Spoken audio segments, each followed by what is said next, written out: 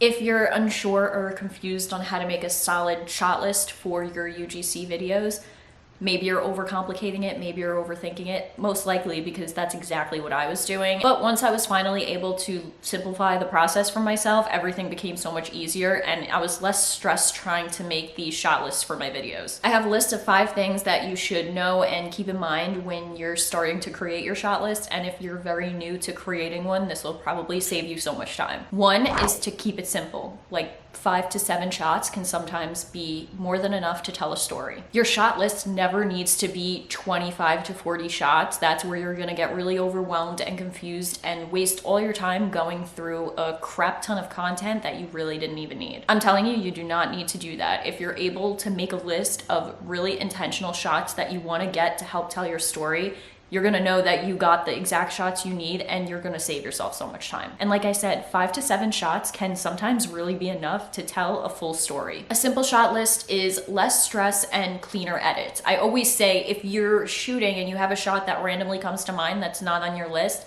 it's a lot better to get it right then and there so you don't have to set up or this and that, and then when you go back to editing, you have the shot there for you. It's better to be safe than sorry, but that doesn't mean that you won't get to a point where now you're adding 10 to 15 shots and you have all this footage that's unnecessary and you don't need. And I've been at points where I did get too much footage and I sit down to edit and I'm just like annoyed at myself because now I have to go through all these clips and it's just too much. It's too much sometimes. So if you just focus on the intentional clips that you want to get from your shot list to tell your story, you'll be fine. It'll really save you so much time. Tip number 2 is to work with 3 to 5 scenes rather than 28 random clips. So when I say scene, I mean the environment, the background of your video. Having less scenes in your videos will make it look a lot more cleaner. So for example, let's say you have a skincare product and you're gonna make a video on a skincare product. What I mean by having too many scenes, okay, you have the skincare product, you go into the kitchen and you get an aesthetic clip. Then the next clip is you opening it up near the couch. Then the next clip is you in your bedroom applying it. And the next clip is you in the bathroom looking in the mirror at your skin. And then the next clip, you're back in the living room on the couch. You're everywhere. It's not that it's completely wrong, it's just it makes the video look very scattered and you didn't need to go to all those different locations to get those clips. You could have told that whole storyline in the bathroom, different environments in the bathroom, but all still in the bathroom with clean transitions, and you have a nice clean storyline going. Video will look cleaner, the transitions will look better, the storyline will just flow a lot more seamlessly, and the video just looks a lot more satisfying. On top of that, you're saving yourself a lot of time staying in one location, then planning out, I'm gonna get it here, I'm gonna get it there, and then I'm gonna go here and get it there. You can just stay in your bathroom and get all the shots, but be creative as to how you're getting them. And it's not to say you can't have a video that has different scenes. Maybe you do start into the bathroom and then you travel to the bedroom or whatever it is, depending on the product, the video, how long the video is. There's so many factors that go into it. That's why at the end of the day, there's never really like a right and a wrong, but there's definitely better ways to do things, more efficient ways to do things, and doing these things get better results. So you can have these different scenes in your video, but you organize them out so that the video just looks organized and visually appealing for people that are watching it. Tip number 3 is to build your shots around your story, not the other way around. You start with the message that you want to get across in your video, the storyline.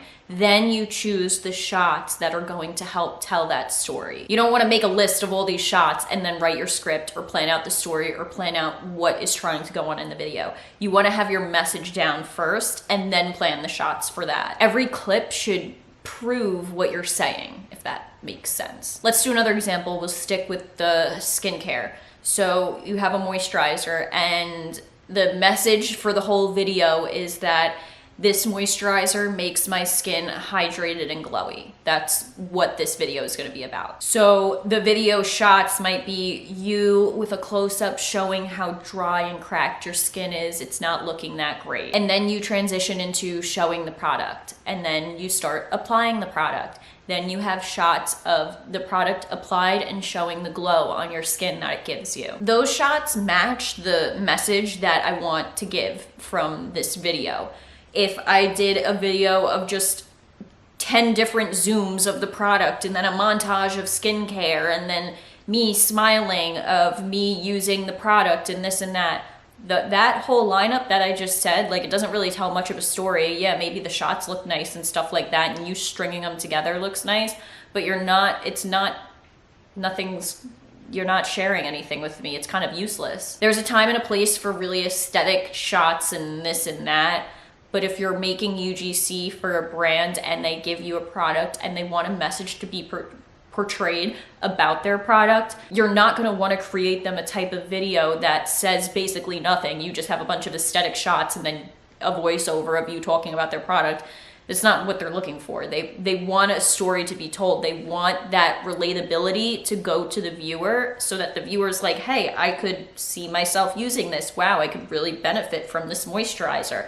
Let me see what it's about, and gets them to either go check it out, go follow, go buy something, this and that, whatever it is. So you think message first, and then you create your shots with it because you want your storyline to match up with, you want everything to match up. And on top of that, once your story is clear, filming becomes so much easier because you're not guessing the shots that you need to get. You already have it ready for you. Okay, tip 4 is understanding what brands want, which we kind of talked about a little bit, but in detail what they want from UGC. A lot of creators will overthink their work and what they're doing because they think brands expect this cinematic masterpiece that's super edited, really aesthetic clips, but honestly, all they really want is clarity on their product and relatability. Most brands are looking for a few core things. Number 1, obviously clarity. They want to see the product in use. They want it to be clear as to what their product does. And that's why your shot list should always include those clean, intentional shots. The second thing, relatability. Brands love when you use their product in a very relatable way, very relatable setting.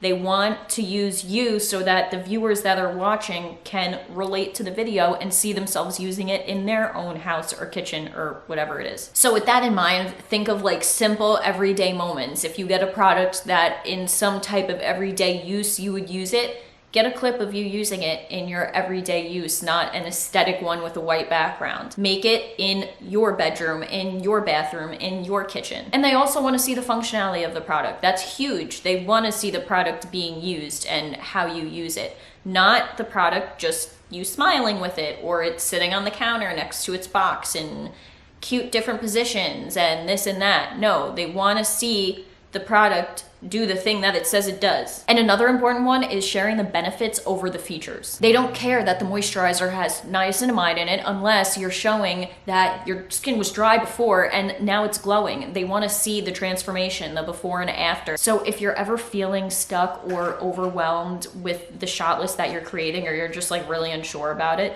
just go through it and look at it and ask yourself, is this shot list helping the viewer understand, relate, or benefit from the product in any type of way? If the answer is no, then cut it. When you build your shot list around what should actually be in the video to tell the story and what brands actually want, that's when the filming gets a lot easier for you and you start making videos that convert, and that will in turn get you repeat work. Okay, tip number 5 is the basic structure of a UGC video and how you can use a little bit of a plug and play method to create videos if you're struggling. If you don't know already, most UGC videos follow the same basic structure, and once you know this structure, it makes the planning of the video a lot easier and the filming of the video a lot easier. Of course, it always starts with a hook. You want to grab the viewer's attention with a visual hook, something quick to grab them in. Then we go into the problem or need, what you're trying to solve. This can be one quick shot, show the messy counter, the dry skin, whatever your product's going to prove. Next is your intro of the product.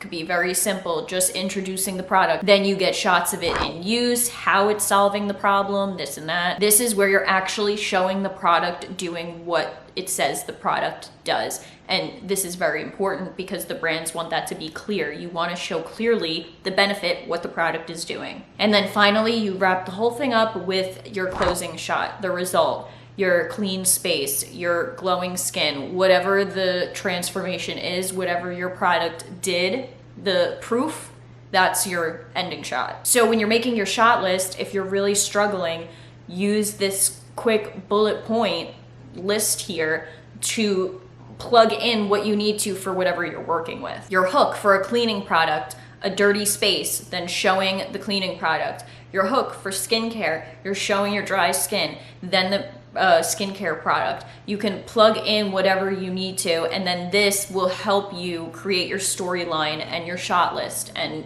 you go from there. Okay, so those are my 5 things that you need to know to create a very effective UGC shot list. As always, thank you so much for watching. I hope it was helpful, and I hope you have an amazing day. I will see you in the next video. Bye.